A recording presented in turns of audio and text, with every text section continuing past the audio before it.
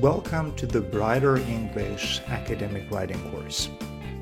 In this video, we're going to speak about the most common template used in academic writing. That is argumentation, which is also called the argumentative essay or simply argumentative. We're going to have a description of argumentation.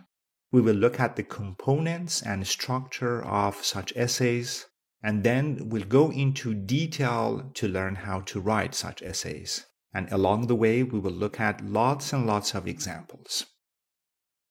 We need to go through a great deal of information.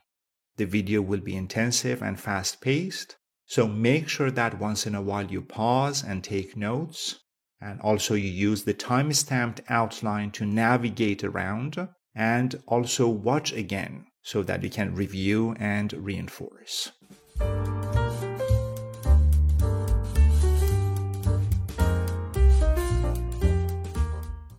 An argument is defending a specific position on a specific topic by providing logical evidence. In simple words, you choose a specific topic, you have a specific position on that, you're for it, you're against it, and then you provide logical evidence to show that you're correct or your perspective is correct. This specific position is your interpretation of an event or phenomenon. As a scientist or researcher, your interpretation is based on the scientific method. It is the results of your research, investigation, experimentation, and observation. It is by no means random. You need to support your interpretation by providing logical evidence because you hope to persuade your readers that your interpretation gives the right and true description or explanation of the event or phenomenon that you've been studying. Now, there are three main ingredients in any kind of argument. There is a claim or a statement. This is something that we can agree with or disagree with. For example, if you say cell phones must be banned in classrooms, this is something that we can agree with or disagree with. This is your claim or statement. Then you need a number of reasons in order to support your claim, to prove your claim. And also, we always look at the other side of the argument, the counter argument, which is the argument against your claim and your statement. And you need supporting reasons for this as well. Now, before we continue with the ingredients, let's pause and talk about reason and cause. In daily conversations, we use them interchangeably. We may mean reason or cause, and we can use either of the words. Academically, they're different. Remember that a reason is a thought why somebody does something or why something exists. And because it is a thought, it is subjective, it is personal, and it is unobservable. On the other hand, a cause is something that makes something else happen or exist. And because it is something, it is objective, it is universal, and it is observable. This is really important to understand. Remember that in argumentation, we deal with reasons. We're not dealing with causes. We have another template for dealing with causes or effects, and that is called cause-effect template, and we'll deal with that one in a separate video. The first ingredient of an argument is the claim or statement. Your claim or statement must be about an appropriate and focused topic. You must clearly express your position on the topic. You cannot sit on the fence. You cannot be partly for, partly against something. You need to have a strong position for or against. Also, your claim should be opinionated and debatable, means you have to express your opinion, your position very clearly, very strongly, and also it should be debatable. When a claim or a statement is debatable, it can divide people into a group of for and a group of against. If you have a claim or a statement that nobody cares about this way or that way, that's not debatable. If it is a claim or a statement that almost everybody agrees with or everybody disagrees with, again, it is not a good claim or statement.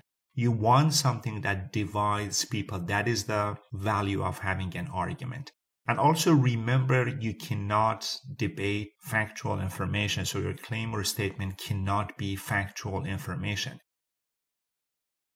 Now, the second ingredient of argumentation is having good reasons. Now, in order to have good reasons, there are a number of things that you need to think about. You should use expert support. Usually have extensive, up-to-date research and recognized authorities in the field that you use, which is the use of citations. You need to use an appropriate writing style. Your writing style should be impersonal. You should use professional and strong words to express your reasons. You always respect your audience. You establish a common ground. You treat the topic fairly. One way to do it is to have a counter argument by looking at the other side of the argument. You use facts if you want to represent the truth. You use examples and precedents. Precedents are examples of things happening in the past. And of course, you can use deduction and induction, or deductive reasoning and inductive reasoning. Deductive reasoning is reasoning moving from a general idea to observation, or from general information to specific examples of something. Usually, this is the kind of reasoning that we have in philosophy or some other branches of knowledge. In inductive reasoning, we move from observation to idea, from specific information to general information, from examples to a rule or a theory, and this is the kind of reasoning that we have in basic sciences, in natural sciences. Now, the last component of a good argument is counter-argument, which is the opposing argument, the argument against your position. For example, if you agree that cell phones must be banned in classrooms, then the counter-argument is that cell phones must be freely used or mustn't be banned in classrooms. You need a counter-argument because it enhances your credibility, your fairness, your ethos, which is the trust that you build between you and your audience. When you look at both sides of the argument, the audience believes that you're a fair writer. Also, your counter-argument should be as focused and opinionated as your argument. It cannot be general. Your counter-argument also should be supported by 3 reasons, if you have 3 reasons supporting your argument, of course. You put the whole counter-argument and all the supporting reasons you have for it in just one paragraph. And this paragraph, your counter-argument paragraph, could be the first or the last body paragraph in your body. It could be the first immediately after your introduction. It could be the last before your conclusion. And how do you decide? Now, usually you place it first immediately after your introduction if the reasons that you have in your counter-argument directly refute the reasons that you have in your argument. All right, one-on-one, they are against each other. Reason 1 in counter-argument is against reason 1 in your argument. Reason 2 in the counter-argument is against reason 2 in your argument, so on and so forth. If this is the case, which is not very common, by the way, then you can put your counter-argument paragraph after your introduction. In most cases, 90% of the times, this is not the case. All right, you have your reasons supporting your argument. There are some reasons supporting the counter-argument. The argument and the counter-argument are against each other in general, but the reasons do not refute each other one-on-one. In this case, we usually place the counter-argument paragraph at the end before the conclusion. Now, this is the structure, or one of the structures that we can have for an argumentative essay. You can have an introduction at the beginning. Then you will have your reasons, in this case, 3 reasons, reason 1, reason 2, reason 3, all of them body paragraphs. Then you have your counter-argument, and then you have your conclusion. You remember that the counter-argument, of course, could be the first body paragraph. Now, depending on the instructions that you may receive for an argumentative essay, there are many other ways of structuring your argumentative essay. It is possible just to have 2 reasons. It is possible to have 1 reason for and 1 reason against. In longer essays, perhaps you even have more than 1 reason. So always follow the instructions given to you. Now, the next thing you need to do is find a topic and write about it. So how do you find a topic? This is the process of brainstorming that you go through. You always start with a general area of interest. This is something that you're familiar with, you have information about, something that you've been studying or doing. But it is something general like health, environment, technology, social issues, so on and so forth. You find an appropriate topic in this area of interest, and then you narrow it down to a focused, specific main idea. That is actually the difference between a topic and a main idea. A topic is general, but a main idea is specific. Usually we make it specific to a certain group of people, a certain place, a certain time, so on and so forth. Then you need to determine your claim. What is it that you're stating? And then you need to explore and decide on your position. When you have your claim, you have to decide whether you're for it or against it. Again, my example, cell phones must be banned in classrooms is a claim. Then you have to decide whether you're for this claim or you're against this claim. And the moment you decide on your position, you also have your opposing argument, you have your counter argument. So if you are for this claim, the argument against would be your counter argument, of course. Now, you need to find 3 good reasons to support your argument. You need to find 3 good reasons to support your counter argument as well. And you research all the reasons absolutely thoroughly. And then you start your research. All right, depending on what kind of research you have, you need academic resources in order to back up your reasons. This is an example of the brainstorming process from the beginning to the end. We are starting from health as the area of the interest, and we're going to speak about abortion. That's the topic. Notice that it is very, very general. It is possible to write books for years on abortion. So we need to make it specific. So this is how you make it specific, or you narrow it down. You need to narrow it down to a specific group of people, a specific place, and a specific time, at least, if you can do all those things. So you can ask yourself, do I really want to talk about abortion? Well, this is too general. Why don't I make it specific to a certain group of people, like teenagers? So then it turns into teenage abortion. Why don't I make it specific to a certain place? All right, for example, Canada. Then you get teenage abortion in Canada. Why don't I make it specific to a certain period of time? For example, 21st century. Then you get the main idea. You have teenage abortion in Canada in 21st century. We have added the idea of a specific group of people, a specific place, and a specific period of time. And we have narrowed down our topic to a main idea. Now we can work with the main idea. Now, this is just the main idea. Now we need an argument. We need a claim, something that we agree with or disagree with.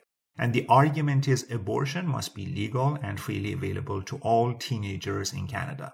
And the moment you have this argument, your counter argument is also clear. As you can see, the counter argument is abortion must be banned for all teenagers in Canada. As you can see, the 2 arguments are against each other. Then you need to find supporting reasons. Now, according to the structure that we're studying together, we need only 3 reasons. But notice that I have brainstormed 7 different reasons. And the reason we do this is that when you start researching your reasons, you see that some of them are not related to the main idea that you have, or they are not effective or supportive enough, or you don't have enough resources in order to back them up.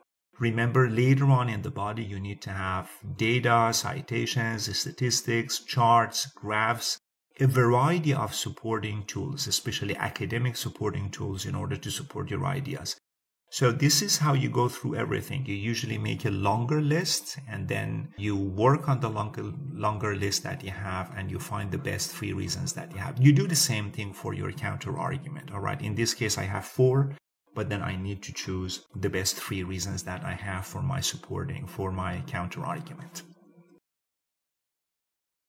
The next thing I do when I have my argument, counter argument, and the reasons, I need to outline the whole essay from the beginning to the end. This is a very important step.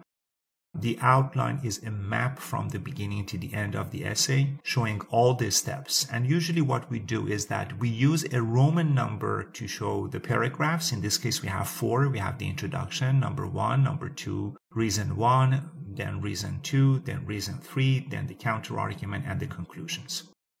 Then we use capital letters to show the components inside each paragraph. For example, in the introduction, we have a hook, we have background information, and we have a thesis statement. In reason paragraphs, we have a topic sentence, we have expansion, we have minor ideas, we have a summary and conclusion. And if you want to show even smaller elements inside these, then you could use the Arabic numbers. For example, inside the introduction, inside the background information component, you could have 4 facts, and it is possible to show them. Now, notice that the outline I have here is not based on any topic. When you have a topic and you're brainstorming your topic and researching your topic, then instead of just the word hook, for example, you write your hook here. Instead of the phrase thesis statement, you write your thesis statement. Now, many people prefer to absolutely complete their outline from the beginning to the end, and then they start writing their paragraphs. But some people have a simple outline like the one you can see on the screen right now, and then they start working on each paragraph. They complete the outlining, and then they start writing that paragraph, and then they move on to the next one. Again, they outline and then write the paragraph, so on and so forth. You need to find what works for you.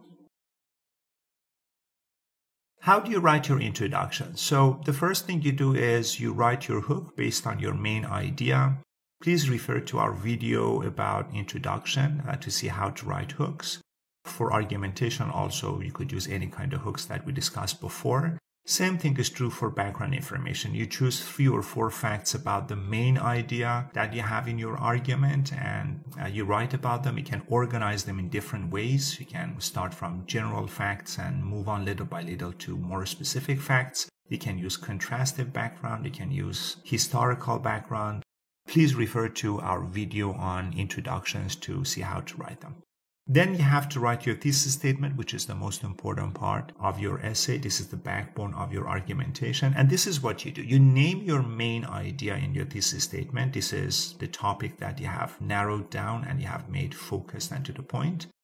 You mention your claim and make sure that you're using strong, assertive verbs to connect your main idea to the claim. Now let's look at some examples for the thesis. Detective stories appeal to the basic human desire for thrills. We have a claim here. You may agree or disagree with this, but it is a strongly worded, very good argument. Federal house loans have contributed to widespread growth in house prices. Again, we have a claim here, and we need to give good reasons in order to prove this. Rather than encouraging students to attend 4-year colleges, the government should instead emphasize the validity of 2-year colleges, technical schools, and trade schools. We're putting forth a recommendation, and we have to prove that this is the right recommendation or policy. The gradual eradication of freedom of speech is one of the most serious problems facing the country today. This is a claim that we need to prove, and we need good reasons, logical evidence for this. And marriage is a formal financial contract rather than an expression of love, something that many of you may agree or disagree with. And again, whoever is writing about this should have good reasons to prove or disprove this. Then you have your body paragraphs. This is the largest part of your argumentative essay. This is the part in which you're developing your reasons to support your argument, and also you're looking at your counter argument. Basically, you have 2 kinds of paragraphs. You have reason paragraphs. You have at least 3 of them. You could have more. And then you have your counter argument. And as you can see, the structure is a little bit different. In your reason paragraphs, you have 4 main parts. You have a topic sentence, which is your reason. And then you have your expansion and all the minor ideas and a concluding sentence at the end. And the same structure is repeated for all the reasons. And then you have your counter argument, in which you have a topic sentence, which is your counter argument. And then you have the reasons supporting this counter argument, plus some minor ideas supporting those reasons. And then you have your concluding sentence at the end. Now let's look at each in more detail. So in a reason paragraph, firstly remember that you need to discuss only one reason in each body paragraph. What you do is you express your reason clearly in one sentence at the beginning of the paragraph. This is your topic sentence. Then you expand your reason in 2-3 sentences by providing general ideas. This is your expansion. And this could be a paraphrase of the reason. It could be a definition. It could be some explanation or description. But remember that this part is still general. Then you need to support your reasons through plenty of details and logical evidence. This is the minor ideas part. This is the largest part of your reason paragraph. You have all the details, examples, facts, figures, citations, statistics, everything that you have collected to support your reason should be organized logically here. And then at the end of your reason paragraph, you have one concluding sentence or one summary. At the end, in one sentence, you simply go back to your reason and you connect it to your minor ideas. Because usually you have more than one reason, each reason paragraph also starts with a listing signal, which is a word or phrase that makes a list. It is a signal to the reader that we are making a list. Words or phrases like first, firstly, to begin with, secondly, furthermore, finally, they are used at the beginning, usually inside the topic sentence or with the topic sentence in order to say that this is the first reason, this is the second reason, this is the third or last reason, so on and so forth. And also remember that whenever you're making a list of anything in English, in this case, we're making a list of different reasons. Usually we start with the least significant, least important reason, and then we move on to the best. So you're supposed to have 3 good reasons here, of course. But the way you order them is that you start with a good reason, and then the next reason should be a better reason, and then you keep the best reason for last. It makes the experience of reading your essay more interesting. Now, to write your counter-argument paragraph, firstly, you start the counter-argument paragraph with a contrast connector, because the ideas that you have in this paragraph are the opposite to whatever you have in the rest of your essay. So you start with something like, however, on the contrary, on the other hand, in contrast. And then you have your topic sentence in which you express the opposing argument, your counter-argument. And then after this, you have to give your supporting sentences and minor ideas. You have 3 supporting sentences, which are the 3 reasons. And because, again, you're making a list here, remember that also you're using a listing signal. You say, for example, the first, the second, the third, firstly, secondly, something like that. And then in a very simple sentence, you introduce that reason. And also you need a little bit of minor idea after each one of them. Now, remember, you're putting all of them in one paragraph. You don't have a lot of space. Depending on your word limit, perhaps you have just one sentence of minor ideas after each reason that you give here. And finally, at the end, you have a concluding sentence in which you return to the opposing argument you had in the topic sentence. You connect it to the minor ideas. Finally, you have your conclusion at the end. Writing the conclusion is the easiest part of your essay because almost everything you have in your conclusion is based on whatever you had before. As you can see, we have 3 components. We have a restatement of thesis, we have a summary of key points, and we have a final comment. For the restatement of thesis, you go to the end of your introduction, you read your thesis statement, and you paraphrase your argument in one sentence. Check this sentence, compare it to the thesis statement, make sure that you're not making any changes in the meaning, in the message, in the argument. Make sure it is consistent with the thesis statement.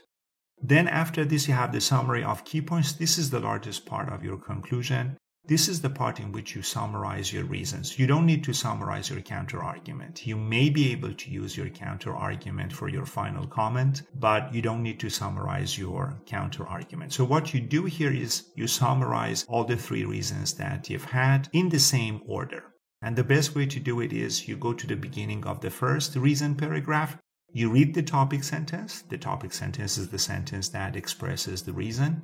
And you paraphrase it in 1-2 sentences in this section in your conclusion. You do the same thing with the second reason. You do the same thing with the third reason. For all of them, you go to the beginning of your reason paragraphs. You look at the topic sentences. And you're done with the summary of key points.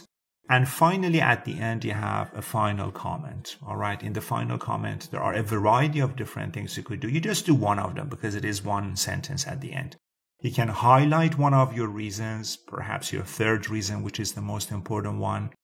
You can emphasize the significance of your argument, why it is important to talk about this, why it is important to argue this. You can give an appropriate, relevant warning. And also you can encourage your readers to take certain steps based on your argument, depending on what your argument is. In this video, we looked at the different aspects of the most common type of academic writing, that is argumentation. Make sure that you watch the video again if you need to.